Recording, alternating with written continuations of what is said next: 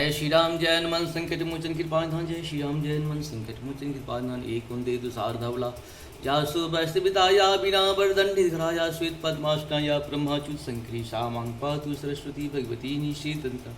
ओम श्री परमात्मिन ओम श्री परमात्मिन ओम श्री परमात्मिन। जय हिंद जय भारत में आप सबको स्वागत है। मैं रामरेश आपको निवेदन करता हूँ, जिनको सब्सक्राइब करें, लाइक करें, शेयर करें। सत्य के लिए, सनातन के लिए, धर्म के लिए, विचार के लिए, विवेक के लिए, बुद्धि के लिए, विश्वास के लिए, परंपरा के लिए, अपनों के लिए, परायों के लिए, सनातन के लिए, धर्म के लिए, संस्कृति के लिए, सभ्यता के लिए, संस्कार के लिए, पूर्वजों के लिए और आने वाले कल के लिए हम लोग प्रत्यक्ष या परोक्ष रूप से खड़े रहें। कोशिश करें कि जो सामान हमारे घर में उपयोग नहीं होता है, अगर वो काम किसी के लिए काम आ जाए तो बहुत ही अच्छी बात है। हम लोग पैसे के पीछे बहुत भागते हैं।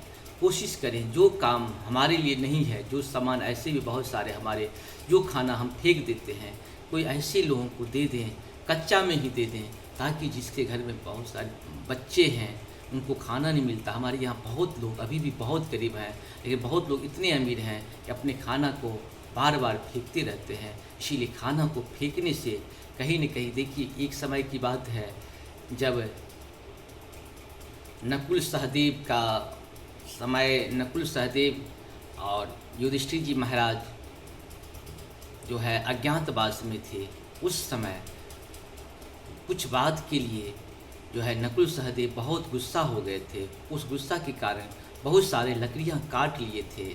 और जब युधिष्ठिर जी महाराज गए तो देखे कि उन्होंने जो 4 दिन का या 1 सप्ताह का जो खर्चा है आज ही कर लिया है। तो उन्होंने कहा ये आपने बहुत ही गलत किया है, आप उतना ही सामान यूज करें जितना आप उसे उपयोग कर सकते हैं। अगर उपयोग नहीं कर सकते तो उसे जो है उसको क्षति मत पहुंचाइए, ये कल भी काम आ सकते हैं। इसी तरह से हमारे भारत के या संस्कृति के या पृथ्वी का जो भी धरोहर है, हम उसे कल भी उपयोग कर सकते हैं। इसीलिए हम कोशिश करें कि ज़्यादा से ज़्यादा कम उपयोग करें, क्योंकि पैकिंग मटेरियल पर अगर देखा जाए तो हमारे यहाँ सबसे ज़्यादा खर्चा होता है। और उसी का परिणाम है कहीं न कहीं हम लोगों का जो माइंस है उसका दुरुपयोग, कहिए ये दुरुपयोग ही है। क्योंकि एक पैकिंग, क्योंकि हमारे यहाँ पैकिंग बिकता है और ऐड बिकता है, इसीलिए ऐड और पैकिंग से कहीं न कहीं सरकार को देखने की ज़रूरत है और पब्लिक को भी कहीं न कहीं सजग होने की ज़रूरत है। हम लोग किसी भी चीज़ का पैकिंग देखते हैं, किसी की सुंदरता को देख करके आकर्षित हो जाते हैं, उसकी आंतरिक चीज़ को नहीं देखते हैं। इसीलिए हम लोग पैकिंग पे नहीं जाएं और आंतरिक सुंदरता को देखें। बाहरी सुंदरता अपनी जगह है, बाहरी सुंदरता से आप तत्कालीन प्रभावित हो सकते हैं, लेकिन आंतरिक सुरक्षा जीवन भर रहता है। इसीलिए कोई प्रोडक्ट है उसका पैकिंग नहीं, उसकी क्वालिटी को देखें। इसीलिए हम सबों को चाहिए कहीं न कहीं इसका विरोध होना चाहिए। आप समझ सकते हैं इससे कितनी क्षति होती है। कहीं न कहीं ये सारे जितने भी नेता लोग हैं या जो भी चीज़ देते हैं वो कहीं अपने पिताजी के घर से नहीं लाते हैं, कहीं न कहीं हम ही लोगों के परिवार का या सबका कहीं न कहीं उस पर टैक्स रहता है। आज अगर दुनिया में से आप कर्जा लेते हो या किसी से कर्जा लेते हो, तो कर्जा जो भी देता है वो पूरे राष्ट्र को देता है। विदेश अगर देता है तो राष्ट्र को देता है। लोग आते हैं और सारे काम करके आप नेता लोगों के इतना खर्चा करते हो, इसके बाद भी काम नहीं होने देता है।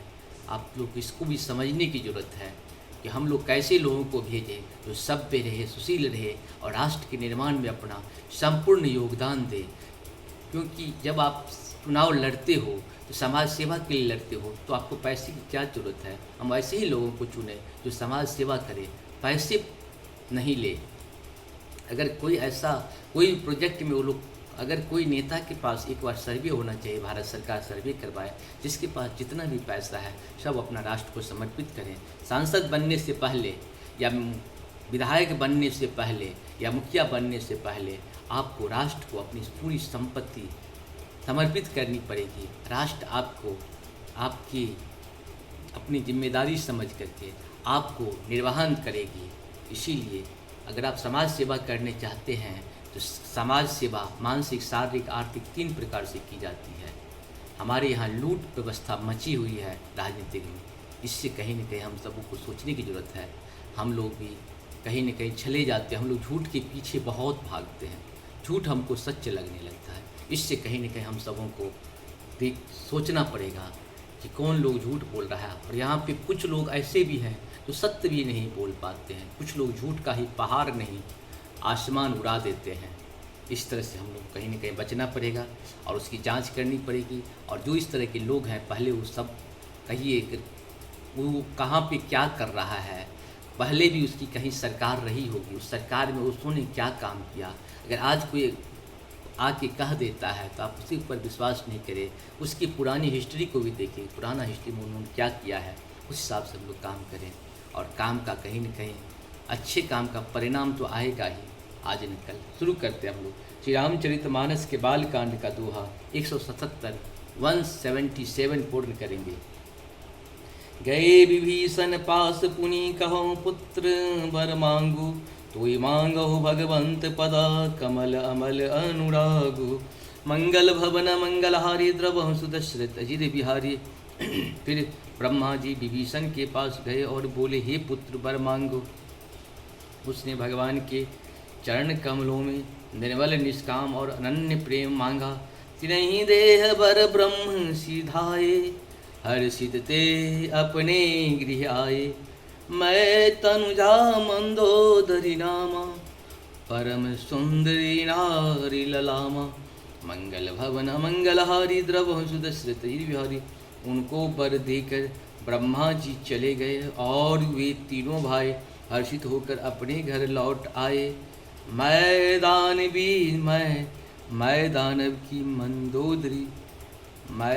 की मंदोदरी नाम की कन्या परम सुंदरी और स्त्रियों में शिरोमणि थी। सोई मैं दिन राव नहीं आनी, हो यही जादू धान पति जानी। हर्षित भयहु नारी भली पाई, पुनि दो बंधु जिया यही आई। मंगल भवन मंगलहारी द्रवहु सुदशरथ बिहारी। मैंने उसे लाकर रावण को दिया, उसने जान लिया कि यह राक्षसों का राजा होगा। अच्छी स्त्री पाकर रावण प्रसन्न हुआ और फिर उसने जाकर दोनों भाइयों का विवाह कर दिया। गिरि त्रिकोट सिंधु मझारी, विधि निर्मित दुर्गम अति भारी। सोई मैदान अब बहुर समारा, कनक रचित मणि भवन अपारा।